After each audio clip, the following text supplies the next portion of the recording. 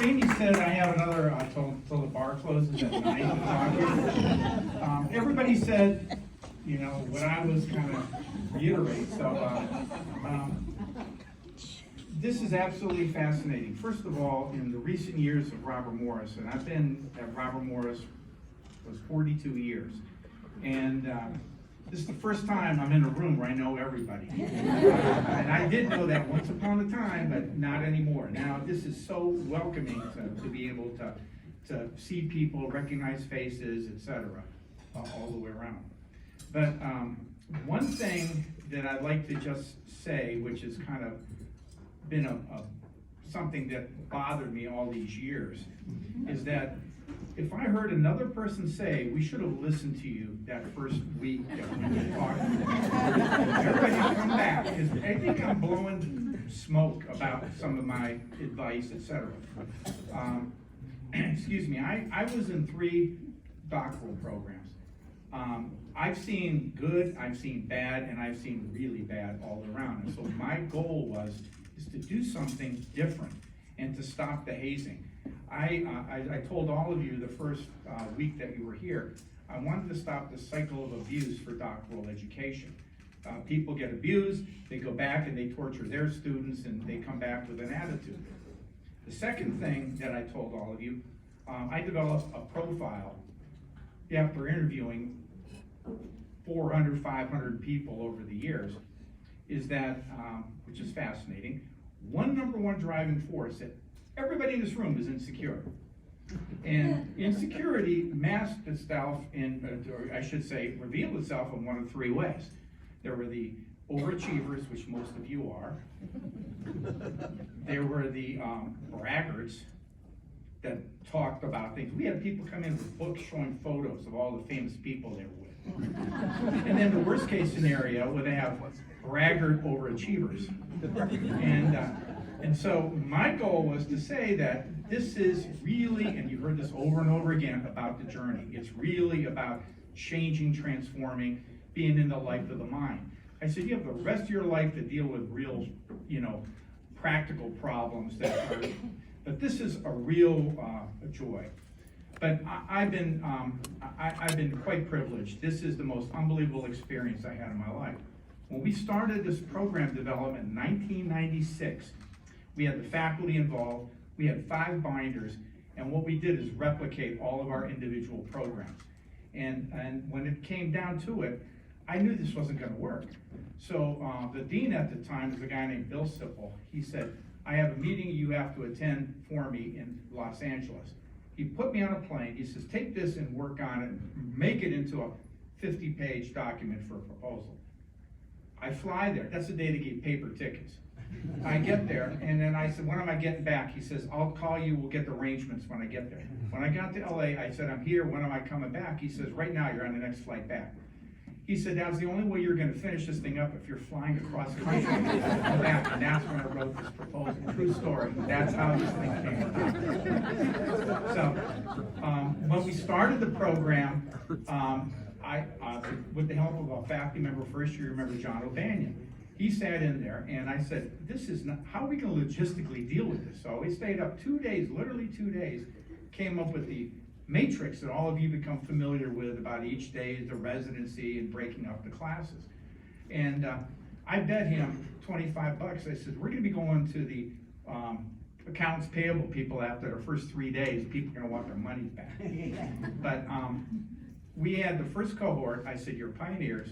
We're gonna change what doesn't work. And we changed every year. We changed, we changed, we changed.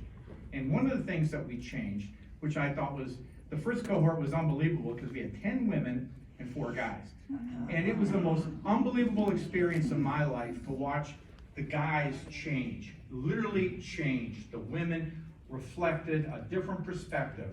It's very unique. The second year, we went for intellectual credentials. They were wonderful people, but they never gelled in a way.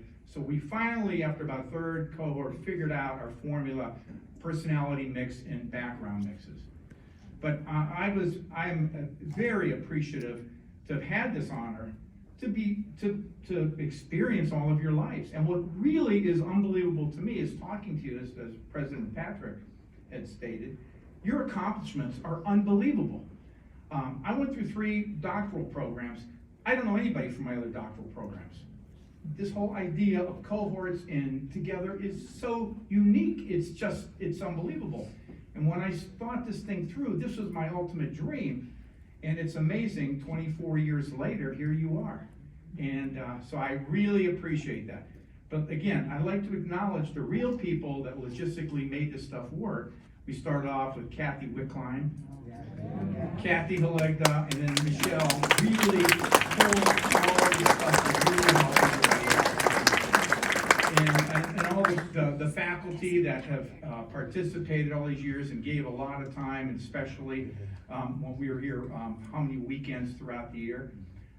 It's a wonder I still have a liver drinking at the particular places we imbibed into learning resource centers, I believe we call it.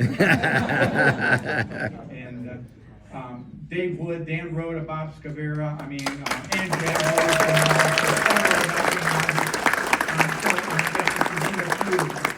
So I, again, thank you very much for giving me this opportunity. I view this as my legacy overall. But I encourage you, please get involved with the university. If it's not financial, just get involved with this. It really makes a difference to help do this. And Dr. Patrick, I would like to become your new development. Seriously, I think I could do this pretty well. But all kidding aside. We have an open office for you. Okay, there you go. Thanks, Jen. Remember, you'll call me on Monday, I know.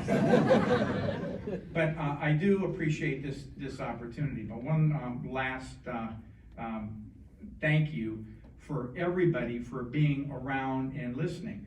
And what's amazing to me is that I know when you sat here the first week, everybody's looking, I'm going to sit here for the week, check this thing out, and I'm bailing at this point in time. I bent over backwards to call all of you, to talk to all of you, because I knew if I got you to come back to that second residency, we had you hooked.